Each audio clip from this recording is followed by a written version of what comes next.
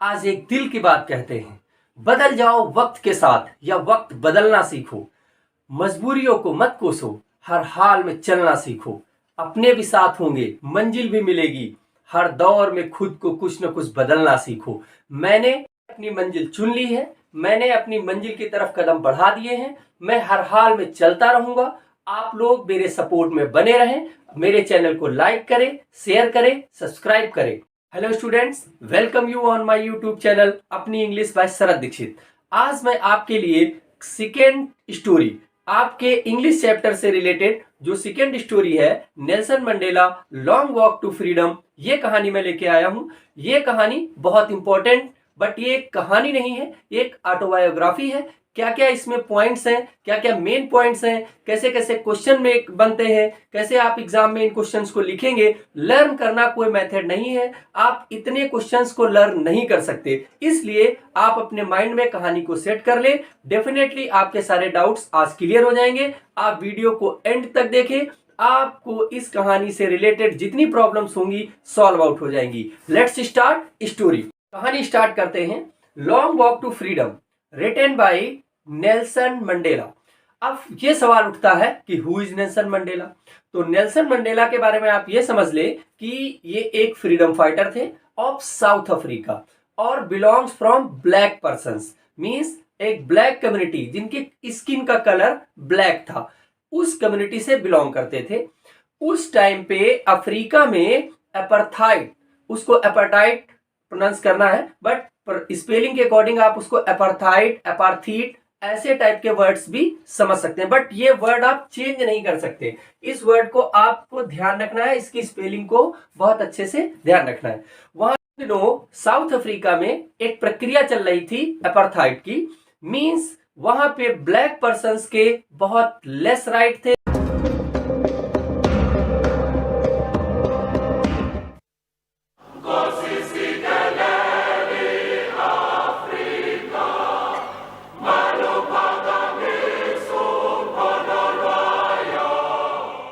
I, Nelson Rolihlahla Mandela, do hereby swear to be faithful to the Republic of South Africa and do solemnly and sincerely promise at all times to promote that which will advance and to oppose all that may harm the Republic.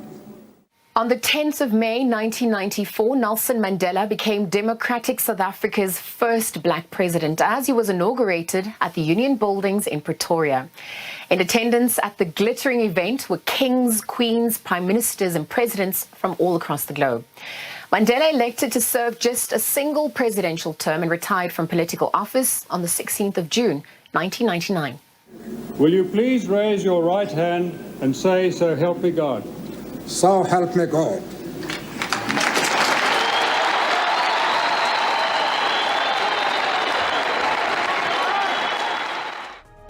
इस कहानी से related जो main points हैं, पहले आप उन main points को cover कर ले, उसके बाद कहानी को इन सभी मेन पॉइंट्स को आपस में जोड़ देंगे। आपको ये होल स्टोरी खुद ब खुद 1 मिनट में समझ में आ जाएगी। पहले आप इन मेन पॉइंट्स को कवर करें।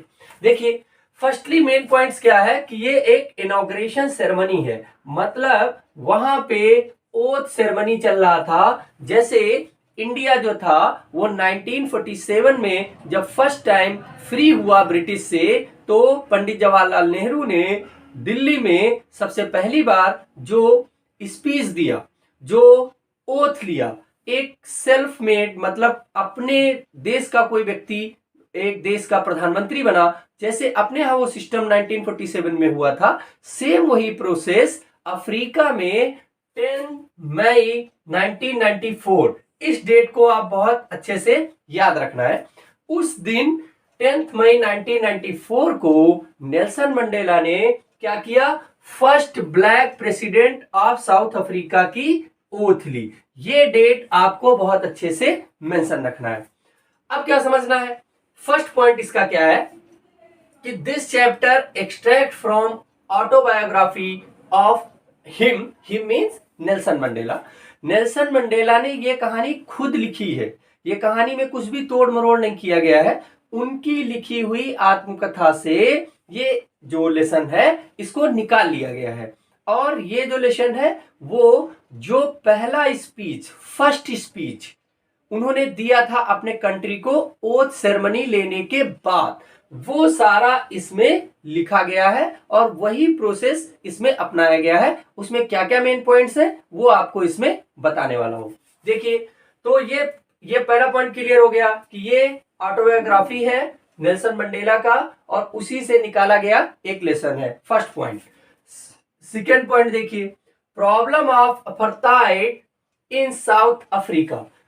वहां पे रंग भेद, इसका हिंदी है रंग भेद, भाषा और रंग के आधार पर जो गोरे लोग होते थे, जो ब्रिटिशर्स थे अफ्रीका में, अभी अफ्रीका की आपने क्रिकेट टीम देखा होगा, उसमें ब्लैक पर्सन भी है और व्हाइट पर्सन भी है। बट 1994 से पहले वहां पे ब्लैक लोगों को कोई भी राइट्स नहीं होते थे, जबकि ब्लैक लोग जो थे वो संख्या में ज्यादा और वही वहां के मूल निवासी थे। जैसे अपने यहां भी था कि हम लोग सदियों से गुलामी झेलते आ रहे हैं। पहले हमने मुगल्स की, मुस्लिम रूलर्स की 1000 ईयर से हमने उनकी गुलामी की। उसके बाद अंग्रेज आ गए, 200 साल तक वो राज करके चले गए। 1947 में हमारा देश फ्री हुआ, तब हमारे देश के खुद के लोग यहाँ पावर में आए। अब हमारे यहाँ डेमोक्रेसी है। वही डेमोक्रेसी का प्रोसेस साउथ अफ्रीका में स्टार्ट हुआ 1994 में। आप अपने कंट्री की और साउथ अफ्रीका की जो कंडीशंस हैं उनको कुछ मैच करके देखेंगे तो बहुत हद तक आप वो सारी चीजें अपने माइंड में क्लियर कर ले जाएंगे कि जैसे अपने देश में कंडीशंस थी कि एक लंबी गुलामी के बाद हम लोग आजाद हुए और हमारी खुद की गवर्नमेंट हुई, आज हमारा खुद का कॉन्स्टिट्यूशन है, हमारे देश के लोग अपने प्राइम मिनिस्टर को सेलेक्ट करते हैं, हमारे यहाँ डेमोक्रेसी है। ऐसी ही डेमोक्रेसी की जो एस्टेब्लिशमेंट है यानी स्थापना है वो साउथ अफ्रीका में 10 मई 1994 को हुई, जब पहली बार ब्लैक प्रेसिडेंट के रूप में नेल्सन मंडेला जी ने वहां पे ओथ लिया। ये हो गया थर्ड। अब देखिए fourth point, Mandela's speech about his struggle and childhood. ये जो पूरा लेसन है ये मंडेला का वहां पे स्पीच होता है। मतलब नेल्सन मंडेला एक जगह पे ओथ लेने आते हैं, एक इनॉग्रेशन बनाया जाता है, इनॉग्रेशन हॉल, जैसे अपने यहाँ देखिए लाल किले पे शपथ होती है, लाल किले पे स्पीच होता है, ऐसे टाइप के। मतलब वहां पे एक पोडियम बनाया गया और पोडियम पे जाके सभी जो लीडर्स थे, वर्ल्ड लीडर्स थे और जो उनके कंट्री के खुद 2 डिप्टी प्रेसिडेंट भी वहां पे ओथ लिए साथ में, तो वो सारे लोग वहां पे इकट्ठे हुए। तो जो फोर्थ पॉइंट है वो क्या है, वहां पे नेल्सन मंडेला जी ने क्या किया, स्पीच दिया। किसके बारे में दिया, अपने स्ट्रगल के बारे में बताया, अपने चाइल्डहुड के डेज के बारे में बताया, अपने कंट्री मेंस की जो प्रॉब्लम्स थी उनके बारे में लोगों को बताया। और जैसे अपने यहाँ रिपब्लिक डे 26 जनवरी को परेड होता है दिल्ली में, वहां का अपने यहाँ का जो प्रेसिडेंट है वो वहां पे आता है, चीफ गेस्ट आते हैं, बहुत सारे लीडर्स आते हैं, फाइटर जेट जो होते हैं आपस में क्रैश करके अच्छे से शो ऑफ करते हैं और वहां पे नेशनल फ्लैग बनाते हैं। सेम यही प्रोसेस नेल्सन मंडेला जी के ओथ सेरेमनी में भी हुआ कि वहां के जो फाइटर जेट्स थे उन्होंने वहां पे क्रैश करके और उनका नेशनल फ्लैग बनाया और बहुत अच्छा एक सीन क्रिएट हुआ। नेल्सन मंडेला जी अपने स्पीच में कहते हैं कि ये जो आर्मी चीफ हैं या ये जो पुलिस के चीफ हैं, ये अभी कुछ दिन तक पहले यही लोग हमको अरेस्ट किए थे, हमको जेल में रखे थे, हमें अत्याचार मेरे पे करते थे, हमारे पे क्या पूरी पब्लिक पे करते थे। आज ये हमको सल्यूट कर रहे हैं। That is a power of democracy, that is a power of people, that is a power of truthness. मतलब सच्चाई का, लोगों का और डेमोक्रेसी का ये पावर है कि आज ये हमको डर के नहीं बट लोगों की वजह से, क्योंकि I am a representative of the people और लोग मेरा रिस्पेक्ट कर रहे हैं, ऐसा स्पीच में वो बताते हैं। अब देखिए फिफ्थ पॉइंट क्या है, to thank freedom fighters, world leaders, courageous people, countryman are real assets. Means Nelson Mandela ji अपने स्पीच में अपने देश के फ्रीडम फाइटर्स को याद करते हैं जिन्होंने इननंबरेबल ऑफ, अनगिनत संख्या में लोगों ने कुर्बानियां दी कुछ लोग जान गंवा दिए, कुछ लोग फांसी पे चढ़ गए, कुछ लोग जेलों में पड़े रहे, ऐसे करके बहुत सारे लोगों ने। मैंने कहा ना कि अपने देश की फ्रीडम फाइटिंग से आप उसकी फ्रीडम फाइटिंग, साउथ अफ्रीका की फ्रीडम फाइटिंग को मैच कर लेंगे तो बहुत सारी चीजें आपके दिमाग से क्लियर हो जाएंगी। आप अपने कंट्री की फ्रीडम फाइटिंग और अपने देश की डेमोक्रेसी जो है वो साउथ अफ्रीका के डेमोक्रेसी और फ्रीडम फाइटिंग से अगर मैच करेंगे तो लगभग बहुत सारी सिमिलरिटीज, समानताएं आपको मिल जाएंगी। तो इन्होंने फ्रीडम फाइटर्स को याद किया, उनको अपनी ट्रिब्यूट दिया, श्रद्धांजलि दिया। वर्ल्ड लीडर्स जो उस डेमोक्रेसी को वेलकम करने के लिए वहां पे आए हुए थे, उनको उन्होंने बहुत थैंक किया और उनको रिस्पेक्ट दिया कि आप हमारे यहाँ मुझे एक नई दिशा देने के लिए आए हुए हैं। और नेल्सन मंडेला ने courageous people of his country, अपने देश के उन बहादुरों को सलाम किया जिन लोगों ने फ्रीडम फाइटिंग में पार्टिसिपेट किया था और देश को फ्रीडम दिलाने में हेल्प की थी। और उन्होंने ये भी बोला, एक लाइन उन्होंने बोली कि country man are real assets, यानी किसी भी देश के जो लोग हैं वही उस देश के रियल एसेट्स हैं, मतलब रियल पूंजी है, वही देश को अच्छा या खराब कर सकते हैं। कोई देश अच्छा या खराब नहीं होता है, वहां जैसे लोग रहते हैं वैसा ही देश बन जाता है। जैसे कि नेल्सन मंडेला जी ने कहा था कि country man are the real assets of any country, किसी भी देश के प्रोग्रेस में उसके देश के लोगों का योगदान होता है, ना कि किसी बाहरी पावर या पूंजी का। Real asset of the country man, जैसे देश के लोग होते हैं देश वैसा ही बन जाता है। इस लेसन का जो 6th मेन पॉइंट है वो ये क्या है, everyone has to obligation. Nelson Mandela ji अपने उस लेसन में कहते हैं कि हर व्यक्ति के पास 2 जिम्मेदारियां होती हैं। फर्स्ट कौन है, first for family and second for his country, society and religion. पहली जिम्मेदारी हर इंसान की अपने परिवार के प्रति होती है, अपने माता पिता के प्रति, अपनी पत्नी के प्रति, अपने बच्चों के प्रति। और जो दूसरी जिम्मेदारी हर इंसान की होती है वो अपने देश के लिए, अपने धर्म के लिए और अपने समाज के लिए। लेकिन वो ये भी वे कहते हैं कि जब हम एक जिम्मेदारी निभाने जाते हैं तो दूसरी जिम्मेदारी से हम हाथ धो बैठते हैं, मतलब हम दोनों जिम्मेदारियों को एक साथ सही से निभा नहीं पाते हैं। इस तरीके की प्रॉब्लम्स भी उन्होंने अपने उस लेसन में मेंशन की हैं। अब देखिए 7, ये बहुत ही स्ट्रॉन्ग और ग्रेट पॉइंट है। क्या है, ऑपरेसर एंड ऑप्रेस्ड। पहले तो आपको यह समझना है कि ऑपरेसर कौन है और ऑप्रेस्ड कौन है। ऑपरेसर वो है जो शोषण करता है, शोषण करने वाला जो करता है वो ऑपरेसर हो गया। और ऑपरेस्ड कौन है, सहने वाला, जिस पर शोषण होता है, जिसको शोषण बर्दाश्त करना होता है, वो हो जाता है ऑपरेस्ड। तो उन्होंने एक बात उसमें बोली कि बोथ आर प्रिजनर्स, दोनों कैदी हैं।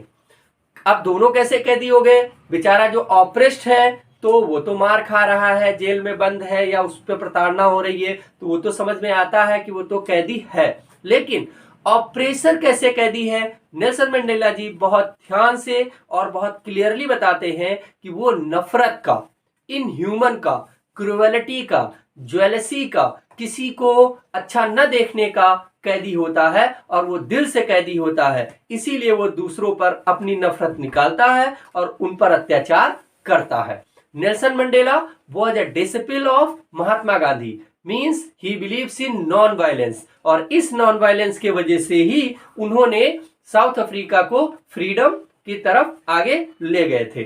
अब ये मेन पॉइंट्स के बाद आपको कुछ और भी चीजें समझनी है कि उन्होंने अपने इनॉग्रेशन सेरेमनी को बताया, उसमें इनॉग्रेशन सेरेमनी में कैसे कैसे वर्ल्ड के लीडर्स आए थे, साथ में उनकी डॉटर चल रही थी, कहां पे ओथ सेरेमनी हुआ और उनके साथ 2 डिप्टी जो प्रेसिडेंट थे उन्होंने ओथ लिया, और बाद में उन्होंने जो स्पीच दिया उसमें आर्मी चीफ को एड्रेस किया कि इन्होंने मुझे पहले कैद में रखा, आज डेमोक्रेसी की पावर की वजह से उन्होंने मुझे रिस्पेक्ट किया, और वो जो डेमोक्रेसी की पावर है उसको उन्होंने पूरे वर्ल्ड को बताया, अपनी पब्लिक को बताया, और उन्होंने प्रॉमिस किया पब्लिक से आया कि all the citizen of South Africa are same and equal, no discrimination on the basis of colour, class, caste, colour and religion. Means किसी भी आधार पर कोई भी भेदभाव किसी के बीच में नहीं होगा। गोरों ने तो हमारे पर अत्याचार किया, उनको तो जाने दीजिए, लेकिन हम गोरों पर कोई अत्याचार नहीं करेंगे। हम बराबरी की भावना रखेंगे और इस तरीके से हम अपने देश को आगे ले जाएंगे। जैसे हमारे देश में क्या हुआ कि सारे जो अंग्रेज थे वो यहां से छोड़ के चले गए, वो किसी पावर में या किसी जगह पे रहने के लिए नहीं बचे। वो चाहे तो रह सकते हैं, ऐसी उनको सुविधा दी गई है। बट जैसे साउथ अफ्रीका में क्या है कि वो क्रिकेट प्लेयर्स भी हैं, वो जॉब्स में भी हैं, वो लीडर्स में भी हैं, उनके पास अपॉर्चुनिटीज भी हैं। हमारे यहाँ क्विट इंडिया मूवमेंट जो हुआ कि भारत छोड़ो, अंग्रेजों भारत छोड़ो, तो सारे अंग्रेज यहां से चले गए। तो नेल्सन मंडेला जी इसके बारे में भी कहते हैं। उन्होंने ये भी बताते हैं अपने स्टोरी के बारे में, अपने चाइल्डहुड के डेज के बारे में, स्कूल डेज के बारे में, कि बचपन में वो समझते ही नहीं थे कि वो गुलाम हैं। जब वो धीरे धीरे बड़े हो गए तो उनको ये समझ में आया कि ये जो कुछ हमारी फ्रीडम है, जो मैं समझता हूँ कि मैं खेल ले रहा हूँ, मैं घूम ले रहा हूँ, मैं जा रहा हूँ, मैं पिकनिक कर ले रहा हूँ, मैं खाना खा रहा हूँ, these are not a freedom. Freedom is you express, you can express your thoughts clearly, easily, without any fear. Freedom उसको कहते हैं जहां पे आप अपने विचारों को बिना किसी डर के लोगों के सामने व्यक्त कर सके, बट विदाउट वायलेंस, लेकिन बिना हिंसा के, किसी को नुकसान पहुंचाए बिना। तो इस प्रकार की जो फ्रीडम है वो साउथ अफ्रीका में आई। और वो टू ओबलाइजेशन के बारे में बात करते हैं, वो ऑपरेसर और ऑपरेस्ड के बारे में बात करते हैं, और इस तरीके के मेन पॉइंट्स इस कहानी में बनते हैं। आप इस लेसन को एक बार जरूर पढ़ लें, उसकी रीडिंग कर लें, और उसमें कुछ ऐसे वर्ड्स होंगे जो एमेनिसेंस, सीज्ड, अपार्थाइड, ऐसे टाइप के, इम्ब्रेस, ऐसे टाइप के कुछ वर्ड्स हैं जिनको आप अंडरलाइन कर लें, और उन वर्ड्स को हार्डवर्ड की फॉर्म में कहीं नोट कर लें, क्योंकि उन वर्ड्स को आप चेंज नहीं कर सकते हैं। इसलिए उन वर्ड्स को एज इट इज आपको फॉलो करना होगा, और इन मेन पॉइंट्स के साथ आप कोई भी क्वेश्चन मेक कर पाएंगे, आपको क्वेश्चन मेकिंग इजी हो जाएगी। That's all, best of luck for your exam, wait for third lesson, that's all.